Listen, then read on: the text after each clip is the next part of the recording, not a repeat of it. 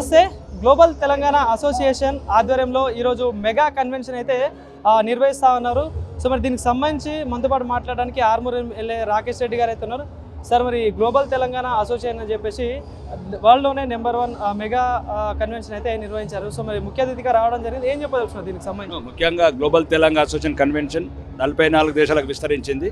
ఇది రాను రాను ప్రపంచంలో ఉన్న ప్రతి దేశంకు విస్తరించాలని మరియు ప్రపంచవ్యాప్తంగా ఉన్న తెలంగాణ వాళ్లకు, తెలుగు వాళ్లకు ప్రత్యేకంగా శుభాకాంక్షలు తెలుపుతూ మరియు ఏదైతే వీళ్ళ ఎయిమ్స్ ఉన్నాయో విద్య, వైద్యం, ఉపాధి మీద ఫోకస్ పెట్టమని చెప్తున్నాను. తెలంగాణలో ఏదైతే తప్పిపోయిన తెలంగాణ, వెనుకబడ్డ తెలంగాణ, తడబడుతున్న తెలంగాణ గ్రామీణ ప్రాంతాల్లో ఉందో ఆ గ్రామీణ ప్రాంతాల మీద దృష్టి పెట్టమని చెప్పడం జరిగింది. ముఖ్యంగా ఈరోజు పడిపోతున్న విద్యా వ్యవస్థ కావచ్చు, భారతదేశంలోనే అతి ఎక్కువగా నెంబర్ 1 స్థానంలో మూసివేయబడ్డ విద్యా సంస్థలు నెంబర్ 1 తెలంగాణ రాష్ట్రం. రైజింగ్ కాదు, ఇది క్రయింగ్ అవుతుంది. కాబట్టి తెలంగాణను పొగుడుకోవడం కన్నా ఏదైతే మనం సరిదిద్దుకుంటే ఇంకా భవిష్యత్తు బాగుంటుంది. ఏదైతే ఇప్పుడు మీరు ఏదైతే గ్లోబల్ తెలంగాణ అసోసియేషన్ పదం ఎందుకు వచ్చింది? మీరు చదువుకున్నారు కాబట్టి ప్రపంచవ్యాప్తంగా వెళ్ళారు.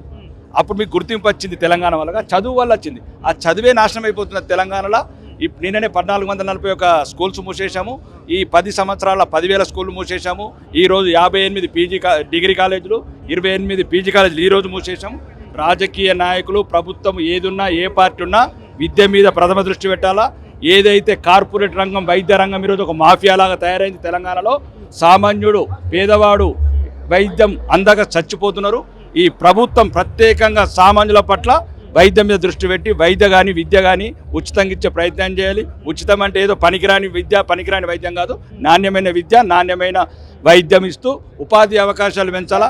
ఎంతసేపు హైదరాబాద్ చుట్టూ, ఆర్ఆర్ చుట్టూ, ఓఆర్ఆర్ చుట్టూ తిరిగే బదులు 10 జిల్లాలల్లో, ఉమ్మడి 10 జిల్లాలలో 10 ఎయిర్పోర్ట్లు కట్టి ప్రతి జిల్లాకు 70,000 కోట్లు కేటాయించాలని డిమాండ్ చేస్తున్నా. ఆయన మరి ఒక్కసారి గ్లోబల్ తెలంగాణ ఎక్కడైతే తెలంగాణ సభ్యులు ఉంటారో అందరికీ మరొకసారి శుభాకాంక్షలు.